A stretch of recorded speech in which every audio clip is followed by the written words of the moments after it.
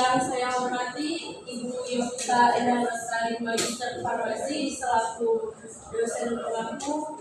Yang saya hormati teman-teman sekalian yang ada di ruangan 6.3 yang pada hari ini hadir untuk di mata kuliah compounding dan dispensing. Kami berasal dari kelompok 2 yang ingin mempresentasikan mengenai studi compounding antibiotik yang beranggotakan yang pertama Eli Rahmawati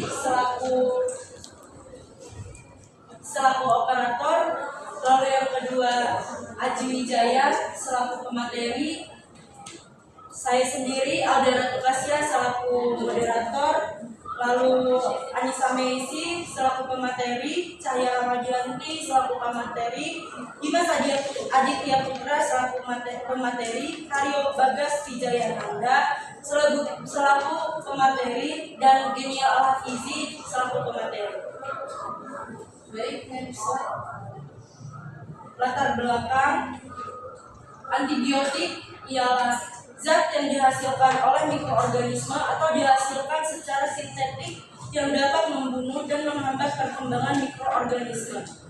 Menurut WHO atau World Health Organization, resistensi antibiotik adalah proses mutasi mikroorganisme, bakteri, jamur, virus, parasit yang terpapar obat antibiotik sehingga menyebabkan infeksi terus berlanjut dan meningkatkan risiko penyebaran penyakit ke orang lain. Pengetahuan masyarakat mengenai resistensi antibiotik sangat rendah saat ini. Hasil penelitian yang dilakukan WHO dari 12 negara termasuk Indonesia, sebanyak 53-62%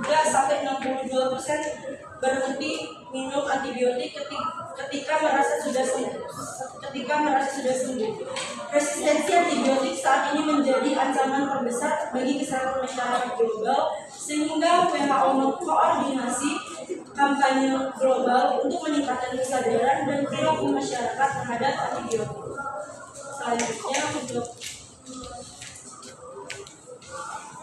Selanjutnya next slide. Di slide selanjutnya di sini ada penggolongan antibiotik. Penggolongan antibiotik itu terdapat kriteria dalam penggolongan antibiotik. Yang pertama berdasarkan daya hambat atau memusnahkan bakteri. Antibiotik dibagi menjadi 3 kelompok. Yang pertama antibiotik spektrum sempit. Antibiotik spektrum sempit yaitu antibiotik yang hanya bekerja dalam satu macam mikroorganisme tertentu, seperti contohnya itu ada isoniazid. Lalu yang kedua antibiotik spektrum luas, yaitu antibiotik yang aktif terhadap berbagai macam bakteri, contohnya tetrasiklin, klorofenikol. Lalu yang terakhir antibiotik spektrum khusus, yaitu antibiotik yang bekerja hanya pada bakteri tertentu, contohnya streptomycin, antituberkulosis, actinomycin, anti-kanker. Selanjutnya next slide akan dijelaskan oleh Pak Jason. Selanjutnya ada golongan antibiotik. Yang pertama sulfonamida, yang kedua quinolone, yang ketiga penicillin, yang keempat cefalosporin, yang kelima dalactam, yang keenam aminoglikosida, yang ketujuh tetrasiklin, yang kedelapan klorofenikol, dan yang terakhir makrolida. Lalu yang pertama golongan sulfonamida. Antibiotik golongan sulfonamida ini bekerja sebagai kompetitor asam para aminobenzoat atau PABA. Beberapa antibiotik yang termasuk dalam golongan sulfonamida adalah sulfadiazid, sulfamethoxadiol, dan sulfasalazid. Yang kedua antibiotik quinolone. Antibiotik golongan quinolone ini digunakan untuk terapi pada beberapa infeksi seperti ISK, ISPA, penyakit menular seksual, infeksi tulang, dan beberapa infeksi lainnya. Beberapa obat yang tergolong dalam quinolone adalah ciprofloxacin, ofloxacin, levofloxacin, promethazine, dan yang ketiga golongan penicillin. Penicillin digunakan sebagai terapi untuk infeksi pneumococcus, Streptococcus, mikroorganisme anaerob, Staphylococcus aureus, difteri, dan beberapa infeksi lainnya. Antibiotik yang tergolong dalam penisilin yaitu amoxicillin, ampicillin, dan carboxypenicillin.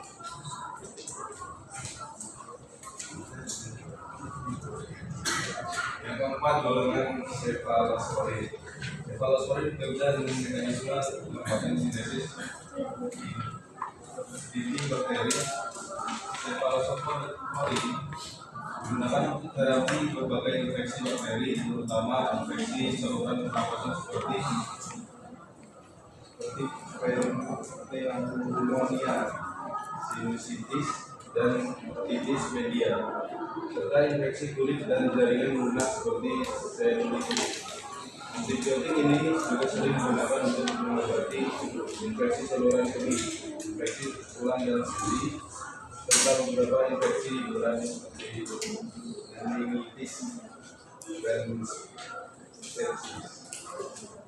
Golongan obat cephalosporin, ceftriaxone, cefalexin, cefalolin. Kelima, golongan aktal beta-lactam. Antibiotik beta-lactam digunakan untuk mengatasi berbagai infeksi bakteri, terutama infeksi saluran pernapasan seperti pneumonia dan sinusitis, serta infeksi kulit, jaringan lunak, dan saluran kemih. Obat ini bekerja dengan mengganggu pembentukan bibit bakteri sehingga bakteri mudah hancur. Selain mengobati infeksi, beta-lactam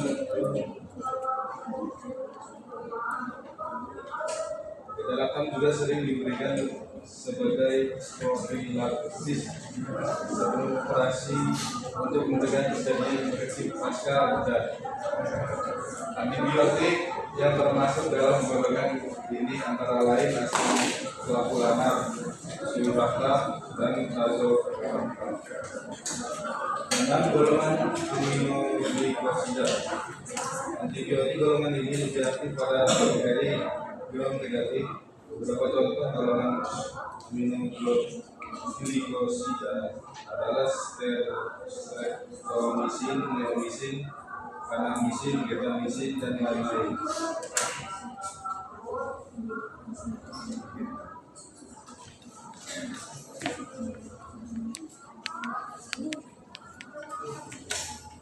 Yang ketujuh ada golongan tetrasiklik. Golongan tetrasiklik ini digunakan dalam terapi infeksi klamida, penyakit menular seksual, infeksi bacillus, morbus, ISK, akne, dan infeksi lainnya. Goodman and Gilman 2012. Golongan obat tetrasiklik. Lalu yang ke-8 ada golongan chloramphenicol. Chloramphenicol bekerja dengan menghambat sintesis protein pada bakteri dan mitokondria sel mamalia. Golongan ini digunakan dalam terapi demam tifoid. Yang ke-9 ada golongan macrolida, yaitu antibiotik yang digunakan untuk terapi infeksi klamida,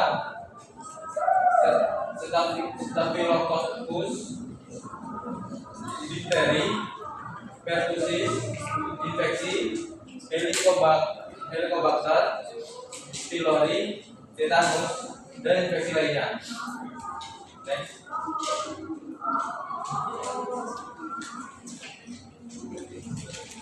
Jenis obat yang tidak dikonsumsi bersamaan chloramphenicol. Ada jenis obat yang tidak boleh dikonsumsi bersamaan dengan chloramphenicol. Berikut ada beberapa jenis obat yang sebaiknya tidak dikonsumsi karena dapat menyebabkan interaksi yang berbahaya, seperti antasida, obat yang mengandung aluminium, kalsium atau kalsium dan mempengaruhi imunisasi dalam tubuh. Yang kedua ada zat besi atau suplemen mineral dapat mengurangi efektivitas imunisasi dengan mengganggu proses penyerapannya. Yang ketiga ada warfarin dapat meningkatkan risiko perdarahan jika digunakan bersama suplementasi. Keempat ada obat antipsikotik atau antiaritmia berpotensi meningkatkan risiko gangguan irama jantung. Yang kelima ada rifampicin dapat memengaruhi keadaan sinkronisasi dalam darah sehingga mengurangi efektivitasnya. Di sini ada kasus compounding dari tablet ke suspensi oral. Propoxasin itu dosisnya 250 mg 2 kali sehari. Nah, di tablet itu hanya ada tablet 500 mg. Nah, cara tablet ke suspensi oralnya itu pertama tentukan konsentrasi suspensinya, yaitu kita pakai ciprofloxacin 50 mg. Terus yang kedua ada tentukan kebutuhan dosis per kali. Dosis per kalinya 250 mg jika konsentrasinya 50 mg per mili, jadi volume dosisnya 250 mg bagi 50 mg per mili, jadi 2 mili.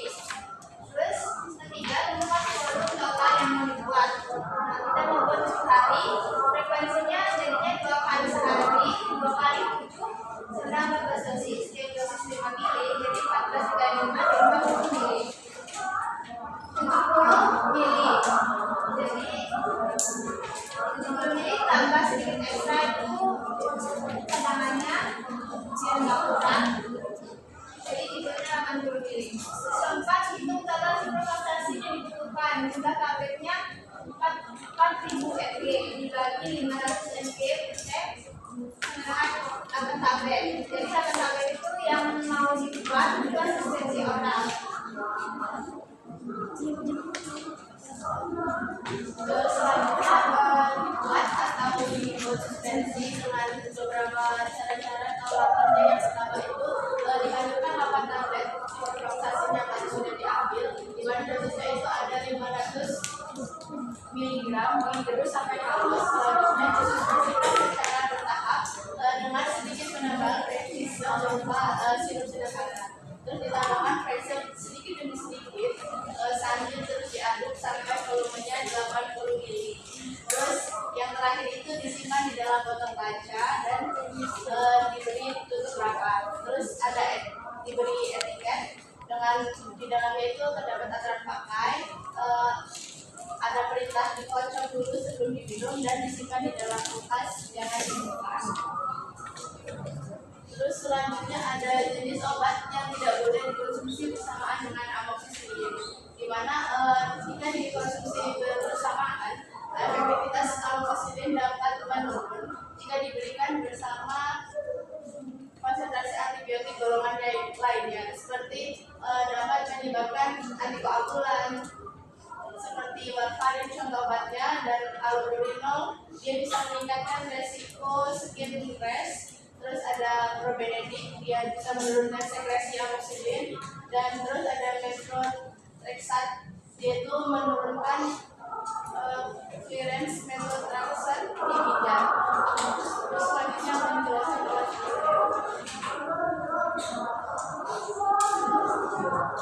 sini ada perhitungan amoxicillin kapsul populer yang tadi kan ciprofloxacinnya ini amoxicillin. Nah, kita buat ada pasien anak 3 tahun berat badannya 12 kg, dosis amoxicillinnya 40 mg 4 kali ml per hari. Jadi dibagi 3 dosis itu 3 kali sehari setiap 8 jam.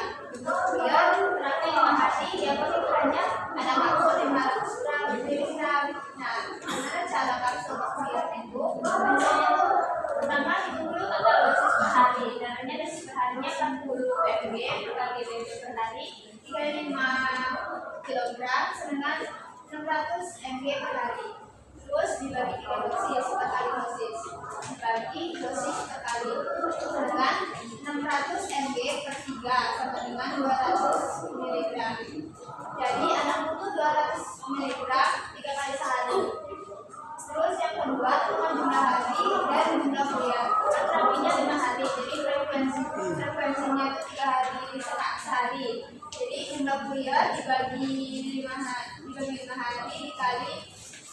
dikali 3 kali per hari. Hasilnya 15 butir. Terus yang ketiga, hitung jumlah amoksisilin total untuk 15 butir. Tiap butir butirnya itu butuh 200 mg. Jadi 200 mg dikali 15 sama dengan 3000 mg. Mg ke gram jadinya 3 gram.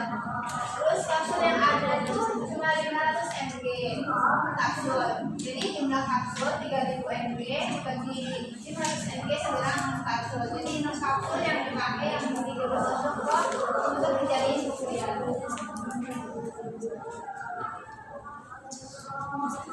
Ya, ada prosedur dan etiket. Prosedur yang pertama buka 6 kapsul 500 mg itu langsung saja. Yang kedua, campur dan pembuatan di mortir, bisa ditambahkan pengisi yaitu laktosa, sukrosa, dan lain-lain agar volume cukup. Yang ketiga, bagi menjadi 15 bagian sama besar masing-masing berisi 200 mg amoxicillin. Yang keempat, bungkus satu persatu jadi 15 butir. Etiket amoxicillin 200 mg 3 kali sehari selama 5 hari. Aturan, butir bisa dilarutkan dengan sedikit air, madu, atau dicampur makanan semi-cair sesuai. Selanjutnya ada antibiotik amoxicillin. Amoxicillin merupakan obat generik dan termasuk golongan obat penicillin. Amoxicillin merupakan antibiotik B laktam yang spektrum luas dan sering digunakan untuk mengobati berbagai penyakit infeksi yang disebabkan oleh bakteri gram positif dan bakteri gram negatif, seperti infeksi telinga, pneumonia, bronkitis, streptococcus, infeksi kulit, infeksi saluran kemih, infeksi salmonella, infeksi chlamydia, dan penyakit. Studi kasus, seorang pasien laki-laki berusia 38 tahun diagnosis infeksi saluran nafas akut akibat streptococcus pneumonia. Pasien memiliki dispepsia sehingga tidak dapat menelan tablet. Dokter meresepkan amoxicillin 500 mg tiap 8 jam selama 7 hari. Rumah sakit tidak memiliki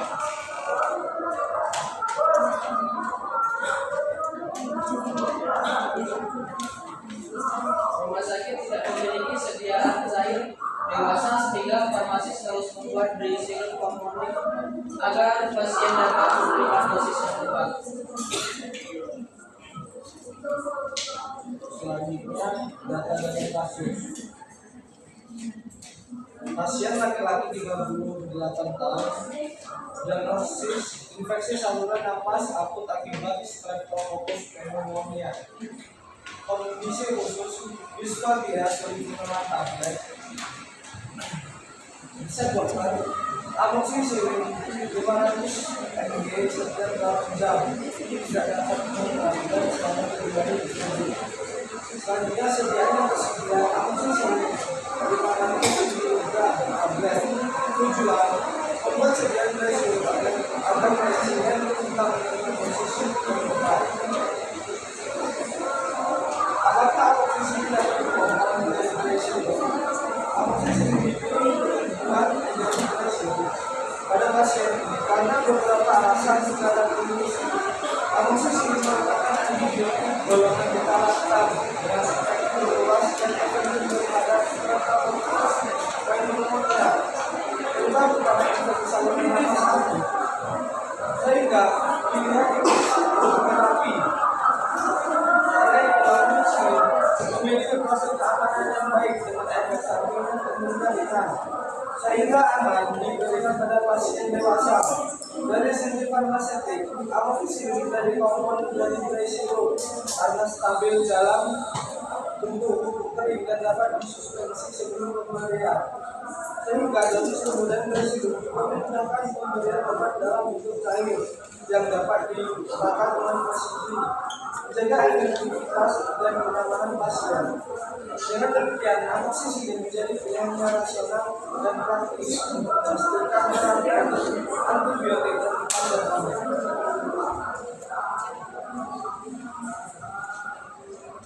Untuk data resep pada kasus obat amoxicillin, dosis dokter obat-obatan 500 mg tiap 8 jam, yaitu 3 kali sehari. Lama terapi yaitu 7 hari. Sediaan dari sirup konsentrasi 12 mg per 5 ml atau 1 ml sama dengan 50 mg.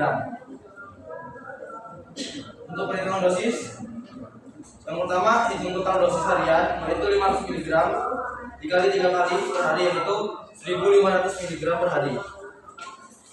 Lalu tentukan volume per dosis sediaan yaitu 250 mg per 5 ml.